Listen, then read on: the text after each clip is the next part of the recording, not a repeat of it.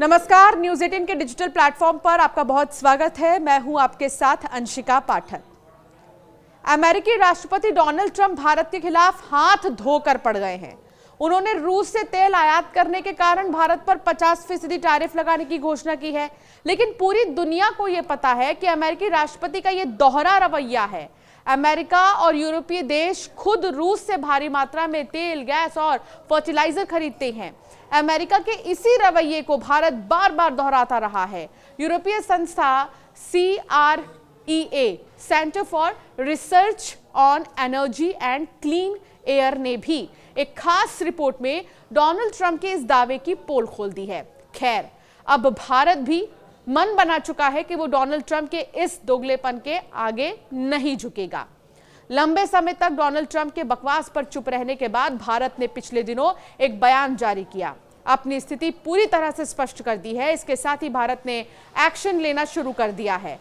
भारत ने बहुत बड़ा एक्शन लिया है। वो एक्शन क्या लिया है, कितने हजार करोड़ की डील रद्द की है, आपको विस्तार से इस वीडियो में बताएंगे। एक रिपोर्ट के मुताबिक इस टैरिफ वॉर के बीच भारत ने एक बड़ा एक्शन लिया। उसने अमेरिका के साथ एक बड़ी डील रद्द कर दी है। दरअसल भारत ने अपनी नौसेना के लिए अमेरिका की बोइंग कंपनी से 6 P-8 पोसेडन विमान खरीदने का सौदा किया था।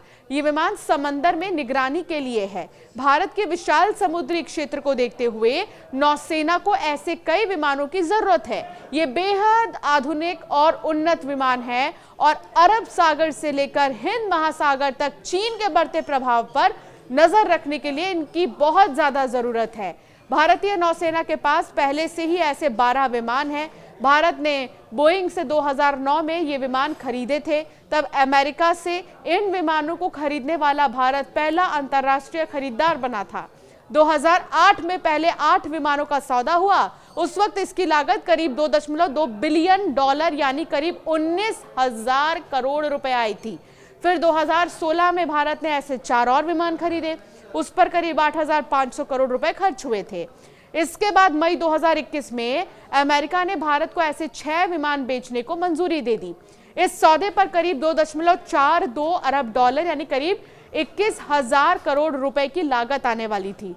यह सौदा ईस्टर्न नेवल कमांड के लिए था, लेकिन बाद के दिनों लागत बढ़ने के कारण यह डील अटक गई।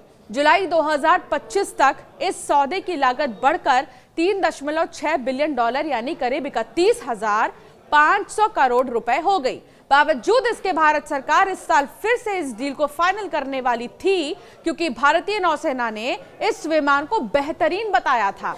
ये P-8 पोसेडन विमान की क्षमता बेहद एडवांस है। इसमें एंटी शिप मिसाइल SMR लगे हुए हैं। इसकी रेंज 350 किलोमीटर है। ये हिंद महासागर में चीन के नौसैनिक गतिविधियों पर पैनी नजर रखने में बेहद कारगर है।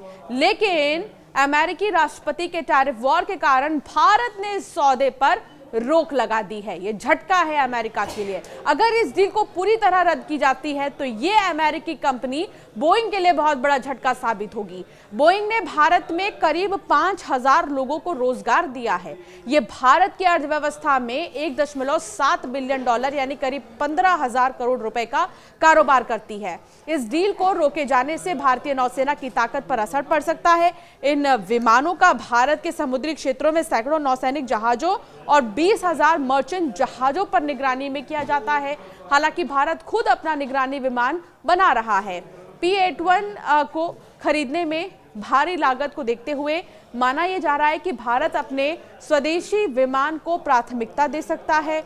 DRDO और HAL ऐसे विमान विकसित कर रहे हैं।